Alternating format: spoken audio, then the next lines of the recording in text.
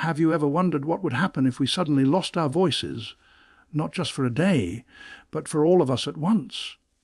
Imagine a world where no one could speak, no one could sing, no one could shout, no one could whisper. It would be like a silent scream across the entire planet. But here's the twist. This isn't just a hypothetical scenario.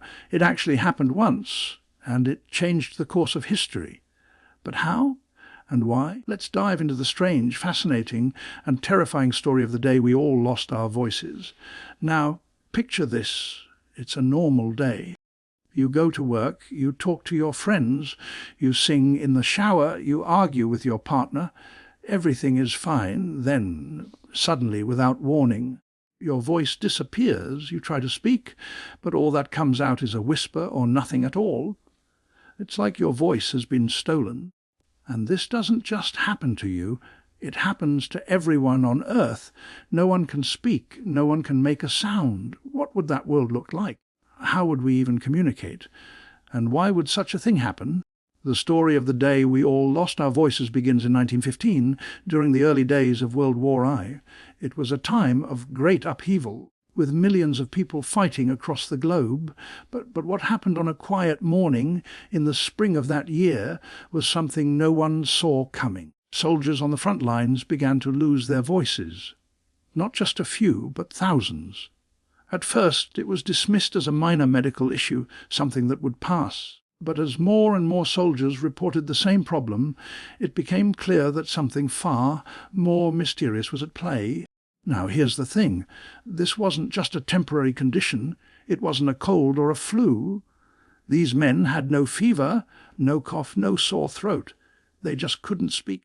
And it wasn't soldiers. Civilians in nearby towns started experiencing the same issue. It was as if the entire world had been hit by a silent curse. But what could possibly cause such a widespread loss of voice? And why would it happen at that time in history? To understand this, we have to look at the science behind the human voice. The voice is produced by the vibration of the vocal cords, which are located in the larynx. When we speak, air from the lungs passes through the vocal cords, causing them to vibrate and create sound.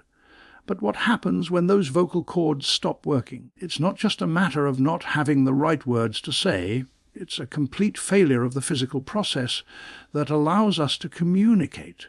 And yet, in this case, it wasn't a failure of the vocal cords themselves. It was something else entirely. Now, here's another twist. The soldiers who lost their voices weren't the only ones affected. In the months that followed, people across Europe and the Middle East began to experience the same problem. It wasn't just a local issue, it was global. And it wasn't just a temporary condition. People were losing their voices for weeks, months, and in some cases, even years. It was as if the very act of speaking had been taken away from them. But why? And how? One theory suggests that the soldiers were exposed to a rare and highly contagious virus, but the symptoms didn't match any known illness. There was no fever, no rash, no pain. The only thing that was wrong was the inability to speak. And it wasn't just a single virus. It was something that spread rapidly, affecting people in different countries, in different regions, in different climates. It was as if the virus had no regard for geography or weather. But here's the real mystery. The soldiers who lost their voices weren't the only ones affected. In the years that followed, the same condition began to appear in people who had never been near the front lines. It was as if the virus had mutated, or perhaps it had always been present, waiting for the right conditions to emerge. And yet no one could explain why it happened or how it spread. It was like a ghost that had taken over the world. Now let's take a step back. We've been talking about a mysterious illness that caused people to lose their voices.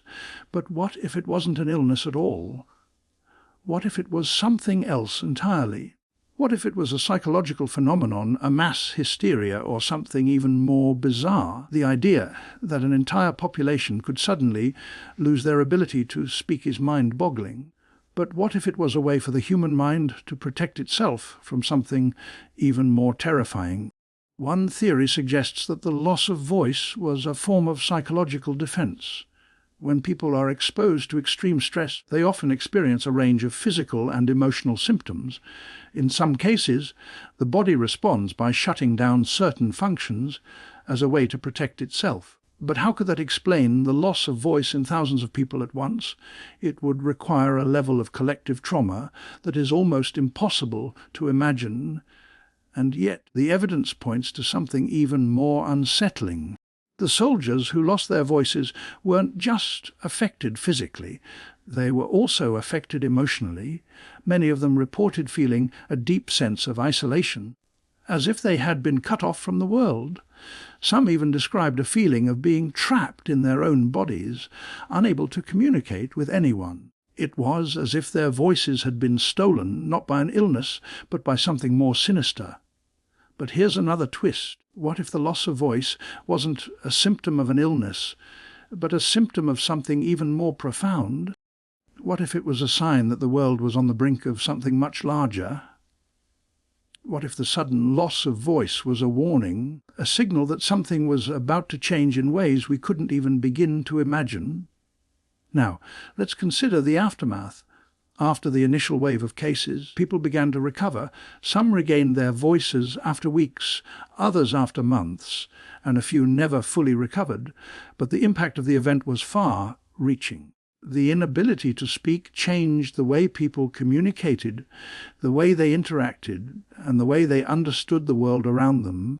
It was as if the world had been forced to find new ways to connect, to express itself, to survive without the most basic form of human expression. And yet the question remains, why did this happen? Why did an entire population lose their voices at the same time?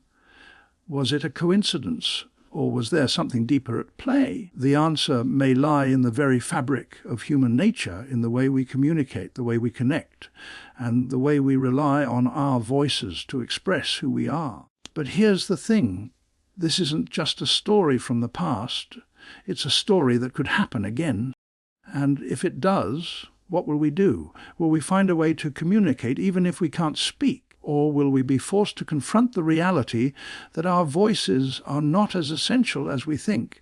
If you found this story intriguing, be sure to like, comment, and subscribe for more mind-bending mysteries and hidden truths.